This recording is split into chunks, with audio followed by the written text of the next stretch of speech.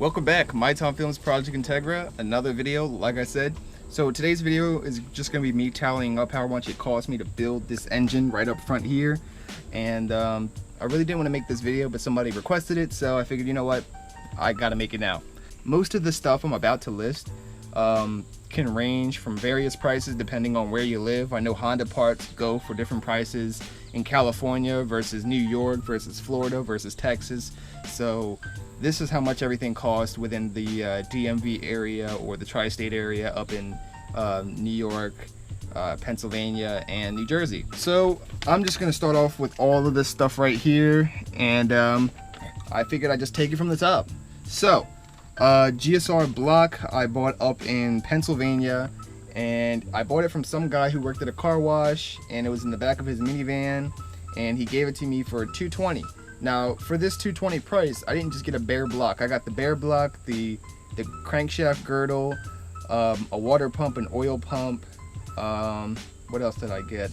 I think a knock sensor, and like a bunch of bolts and all this other knick-knack stuff that came with the block itself, which was really helpful because some of this stuff I had no idea what they did, and later on I kind of learned what their purpose was for the block, so I really appreciate that. Next, I bought a crankshaft off eBay, which a lot of people would be wary of, but the guy packed it really nice. If you go back and watch the video, he really packed it nice with some great stuff, and it was all right. You know, it was a really clean crankshaft, although it did need to be polished.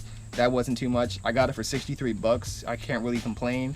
Everything else on eBay was like $120 plus. I bought the rods for about $90, but I sold the pistons, the Gsr pistons, to somebody on eBay for like 20 bucks. And then they complained about it and tried to dispute it, and I didn't, you know, give them their money back, or eBay didn't give them their money back. So that was that.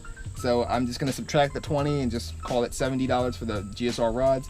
The pistons I bought off eBay from somebody named Nara, who sells like OEM-ish style Nippon Racing pistons, and I bought those for around $180 or $180. I got ACL standard bearings because I didn't want to run too loose of a clearance for my build, and I wanted to run something really close to OEM, and I was told, you know, ACL standard was better than ACL race. I got the Gsr oil pan for $60. I got the B16 head from Rob for $200. I got the oil pump brand new from Yamada off of some OEM Acura parts store on eBay for $120. The ARP head studs was another $140.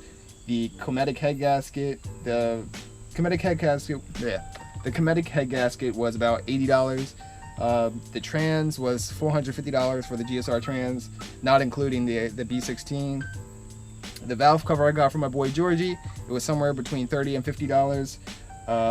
The timing belt and water pump kit I bought from somebody off eBay, and it was the racing version, which is awesome because I like that blue timing belt. I don't know why, I just figured, you know, blue looked cool and better than black.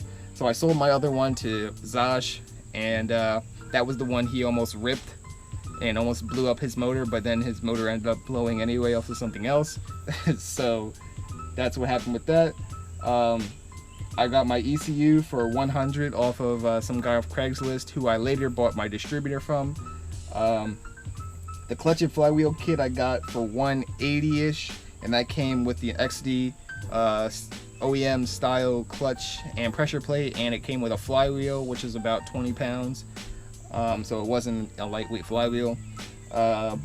My wide band I got for $154. My valve cover gasket was somewhere around 30 bucks or so. Injector gaskets were $15. The IAT sensor was $15. The crank position sensor was $60 because I next day aired it for some reason because I thought I needed the crank position sensor, but it turned out, you know, I just disconnected it and my car still worked. So that was a $60 waste of money right there. My distributor, here we go, it was $75 from the guy that I got the ECU from. Sells great stuff. It's like a black guy with glasses off Craigslist somewhere in the Maryland area who drives like a really nice Chevy Nova. I got a B16 intake manifold from a subscriber, and I think he gave me it for like $30 or so. I can't remember exactly, but he just asked me to pay shipping, and I was like, awesome, sweet, I appreciate that. And all of that came to who knows how much. I'll probably put it up on the video right now. But now we're gonna get to the labor, and the labor is where stuff kind of got expensive. My machine shop pretty much charges $65 flat fee to do anything that's not, you know, machine or not block related or engine related. So they charge me $65 to do the crank polish. They charge me $65 to put the pistons on the rods. They charge me $65 to heli coil that stripped hole on the head by the cam caps, or by the cam gear. If you guys remember that a while ago, it was the hole was stripped. There was like a snap bolt in there, so they extracted that and did a heli coil, and that they charged me $65 for that. They charged me $150, around $150 for the deck and the bore and hone, and they charged me another $65 to resurface the head, and that's a lot of money right there. Just wanted to throw that out there. Next was the big one. I wasn't expecting to pay this, but I took my rotating assembly, which is the crankshaft, bearings, pistons, and block. I had all of that assembled professionally by John over at Absolute Performance, and he charged me originally $300 to do everything, and I was like, I can't complain. That's not a bad price.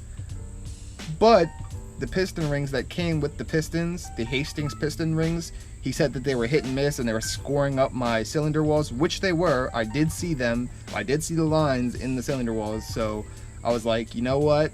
Just put in the Wisco or Wiseco piston rings and just get it done. And he charged me an extra $100 because those are expensive piston rings, and everything came to $400 to do the rotating assembly. I didn't want to do that because that was a really crucial part of the engine, and I wanted to make sure that was all right. And had I did it myself, I probably wouldn't have realized that my pistons were sticking out about 0.1 of an inch over the deck. And lastly, we have the Honda S300, which was a nice $500. So what does all that come to? I know I'm missing a lot. Take a guess really quick before I say it. Close, but it was around $3,700. Now that's not including the additional $450 that I paid for the B16 transmission. That was the end of the video. $3,700 to do this installed. It's done. I'm really excited to get this thing dyno tuned because I'm sure it's gonna make a nice number on the dyno. My guess is somewhere in the ballpark of 170 to 180, and that's pretty nice. So comment down below what you think my car is going to make at the dyno, and I will see you guys in the next one.